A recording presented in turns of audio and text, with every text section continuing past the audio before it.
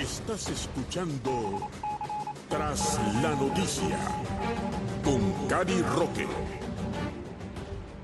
Bueno, ya estamos de regreso en nuestra segunda media hora en Tras la Noticia, agradeciendo desde los estudios de Radio Martí la asistencia técnica de Tommy y Simón y la producción de Jaime Almedal, a quien le damos las gracias. Y precisamente tenemos en línea, Tommy, a nuestro analista, politólogo, director de Tanque de Pensamiento Patria de Martí, Julio Schilling, a quien vamos a darle la más cálida bienvenida. Te invito a ello. Así es, viernes de conversación, no solamente del tema de Cuba, sino también de lo que está ocurriendo en América Latina y el resto del mundo, y por eso tenemos con nosotros al distinguido señor Julio Schilling. Julio, muchas gracias por estar con nosotros en este programa, y obviamente escuchamos las palabras antes de Elías Amor de lo que ocurrió o no ocurrió en la cumbre iberoamericana, en donde, según él, muchos miembros de ministerios, especialmente de España, estaban muy decepcionados con las palabras de Miguel Díaz-Canel atacando a Estados Unidos y no hablando de otro tipo de cambio. Y a la misma vez estamos viendo que las elecciones están ocurriendo en América Latina y la situación en Perú es una de preocupación, y a la misma vez también, para ya dejarte hablar, la visita próxima acá a los Estados Unidos, acá al sur de la Florida, de Iván Duque Márquez y también el presidente de Ecuador, en donde van a hablar de la democracia y cómo tratar de mantener esa democracia en América Latina, ¿no?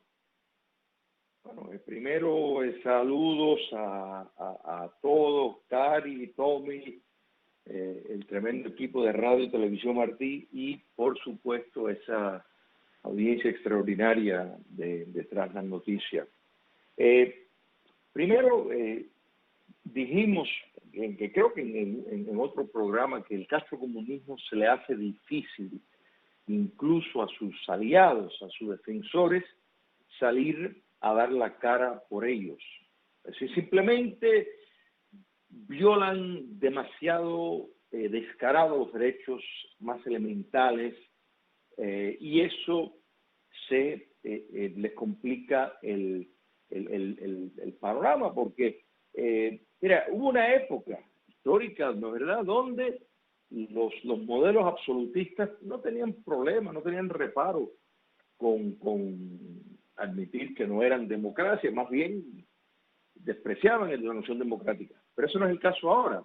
Entonces, lo peor es que ahora dictaduras férreas quieren aparentar que son democracias. Entonces, en algunos casos hay sistemas que tienen votaciones, que tienen mecanismos marginales que hacen una mejor simulación de una democracia, ¿verdad? Pero eso no es el caso de Cuba comunista. O sea, claramente un modelo unipartidista de 62 años en el poder, que sigue encarcelando a las personas por la contestación más elemental. Entonces eso no se puede ocultar. El monopolio de lo que sale fuera de la isla no lo tienen. Si no necesitaran las divisas que les produce las recargas de los teléfonos, que básicamente se están financiando desde el exterior, pues directamente aniquilarían, no permitirían los teléfonos móviles, pero les hace falta esa entrada de dinero y bueno, y ya hay que escoger el menor mal, ¿no es verdad? Y entonces los pronunciamientos, incluso de un gobierno, por ejemplo, como el de España, porque se le hace muy, muy difícil cuando hablamos de democracia, y es para Miami, para la capital del exilio cubano y la capital del exilio venezolano, la capital del exilio nicaragüense, la capital del exilio boliviano. Es realmente un privilegio, la verdad, y un lugar bastante propio para que demócratas vengan a hablar vengan a coordinar mecanismos de solidaridad para liberar a los países cautivos. Hay un titular que yo no sé si es un chiste, no sé si es el lobo cuidando a las ovejas, pero me gustaría tu comentario sobre esta invitación de Siria, que ha invitado a Cuba, Rusia y otras dictaduras a vigilar la legitimidad de sus elecciones. La mitad de las naciones invitadas son regímenes sin democracias en sus territorios y acusados de violar los derechos humanos, con el objetivo de demostrar la transparencia y confiabilidad en el respeto a la democracia durante sus elecciones. El Parlamento de Siria ha invitado a representantes de 14 países como observadores, entre comillas, entre ellos a Cuba, Venezuela, China y Rusia. De acuerdo con la agencia de noticias siria SANA, los países hermanos y amigos del régimen de Bashar al-Assad fueron aprobados por mayoría este miércoles y enviarán delegaciones a Damasco para acompañar la cita electoral. No sé, a mí este titular me gustaría un análisis tuyo de hasta cuándo y hasta dónde el papel lo aguanta todo. Bueno, a mí me parece, mi querida Cari, que lo que el dictador sirio pues está tratando de asegurar al invitar a todos esos regímenes hermanos es que el robo de las elecciones, el simulacro, que el proceso sea lo suficientemente correcto para asegurar de que se burle todo mecanismo de transparencia y que tengan el éxito asegurado que ellos consideran necesario. En eso Cuba comunista es un experto, se ha convertido, o sea, de sobra sabemos el papel que el régimen castrocomunista pues ha jugado en micromanejar mecanismos de elecciones. Y fíjate que esta noticia entra en lo que estábamos hablando anteriormente, que nadie quiere aparentar, ya nadie quiere ser honesto y decirlo, o sea, porque antes, por ejemplo, las monarquías pues defendían su estado monárquico con un razonamiento que uno podrá estar a favor o en contra, pero por lo menos había honestidad. Ya no hay honestidad. Ya, por ejemplo, Corea del Norte se llama la República Democrática de Corea, o sea, entonces realmente es una desnaturalización del concepto. Y entonces invitan a estos regímenes que ninguno de ellos tiene elecciones limpias. Algunos son más descarados que otros, como Cuba, China, al menos, digamos, pues en Rusia, no sé, tienen un simulacro de una oposición ahí. O sea, hay una oposición, vamos a estar claros, y una oposición valiente que se la juega y que sufre cárcel, pero el sistema no permite una competencia verídica. Entonces, en ese sentido, pero al menos hay un simulacro, o sea, al menos alguien, o sea, hay determinadas protestas, por lo menos van a durar en masa unas horas. En China, en Cuba comunista, protestas en masa no duran absolutamente nada por la represión intolerable. Entonces, que eso estén supervisando votaciones, porque eso en realidad lo que son votaciones en un país que ha cometido crímenes de lesa humanidad, genocidio, limpieza étnica, que ha violado los preceptos más decentes, y no solo el dictador en turno, su padre, pues también aboló un pueblo completo, porque se había insinuación de que habían opositores en el pueblo, y para no tomarse el trabajo de estar buscando quiénes son, aniquiló el pueblo completo. O sea, esa es una realidad. Ese es el socialismo, porque en el caso de Siria, declaradamente es un régimen socialista. ¿verdad? En eso no hay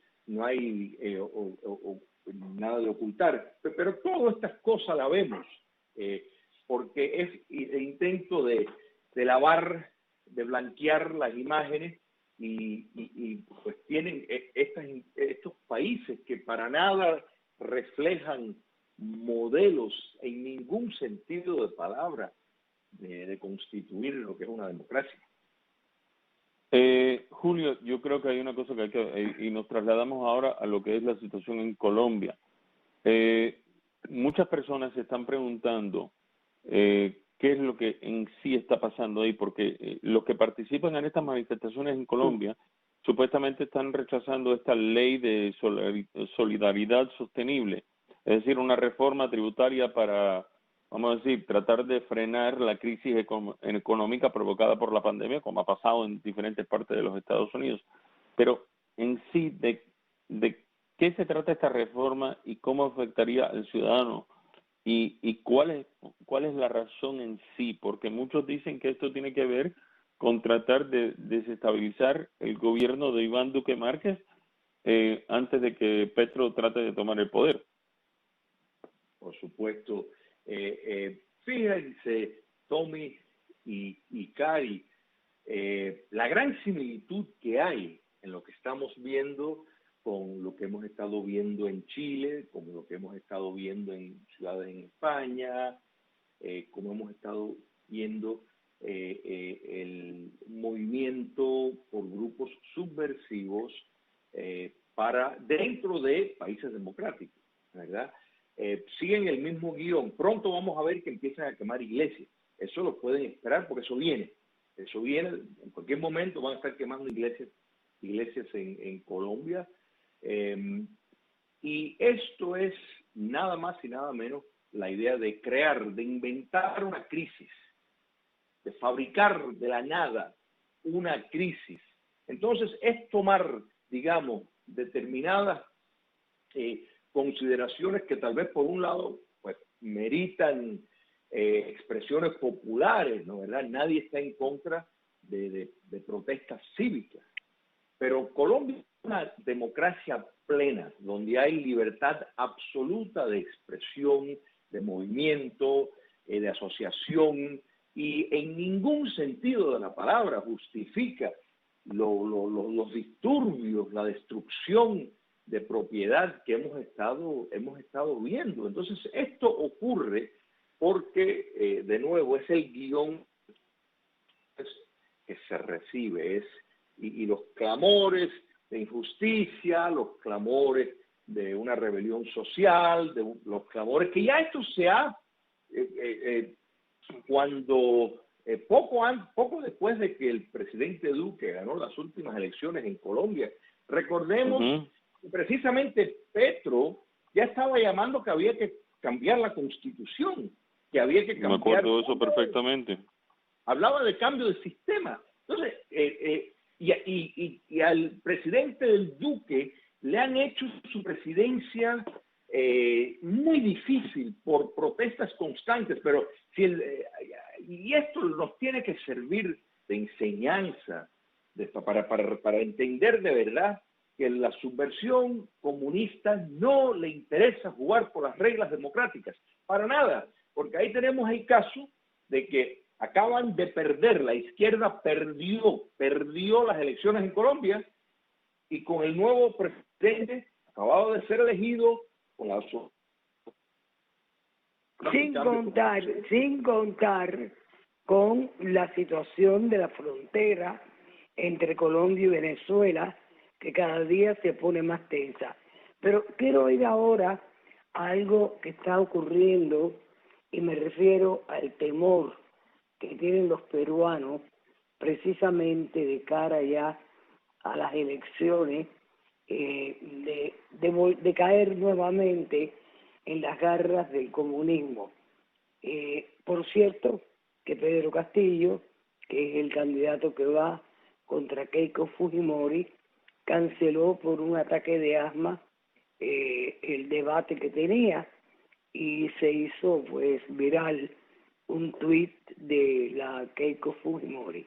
Me gustaría tu evaluación hacia dónde va el Perú, hacia dónde va esta situación, porque son propuestas antagónicas total y absolutamente.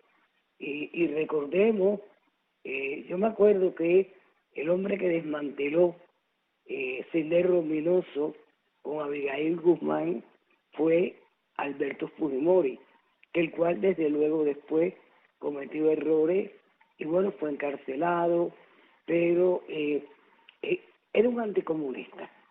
Y ahora esta situación de Pedro Castillo tiene un poco como que inquieta a la sociedad civil peruana. ¿Cómo analizas tú esto? A mí me parece que realmente el señor Castillo, en vez de un ataque de asma, tuvo un ataque de otra cosa, porque los asesores, en mi apreciación, le dijeron, ni te molestes en ir, porque Keiko Fujimori ha estado levemente, pero ha estado subiendo en las encuestas, y hay una campaña de concienciación muy importante entre los peruanos del enorme pantano que le podría entrar a Perú si el señor Castillo toma riendas del país. Entonces, aunque él ha señalado que jamás Perú sería como Cuba, pero bueno ellos tiran titulares y después hacen lo que les da la gana. Pero sin embargo, Cari, él ha dicho que quieren nacionalizar mitad de las cosas ahí. Y es la preocupación porque ha hablado de nacionalizar las industrias y miembros de su comitiva han dicho que quieren nacionalizar la prensa, ¿no? Julio. Mira, recordemos, Salvador Allende dijo que no iba a llevar al país al comunismo, que iba a respetar las normas democráticas, las instituciones. Lo primero que hizo fue que el propio Tribunal Supremo chileno, en efecto, la inconstitucionalidad de sus actuaciones.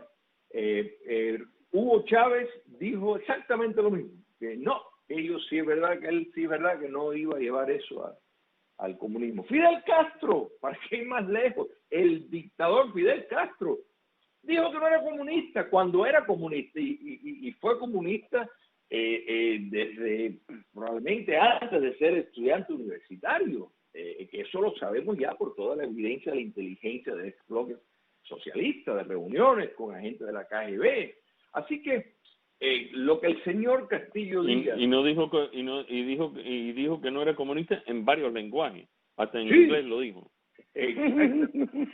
Exactamente. Entonces, que esto es un problema, es un problema sistémico, la verdad. O sea, todas las frutas que da el árbol comunista, es irrelevante lo que dicen, porque lo que dicen en un 99% de los casos es mentira. Es mentira para llegar al poder y van a decir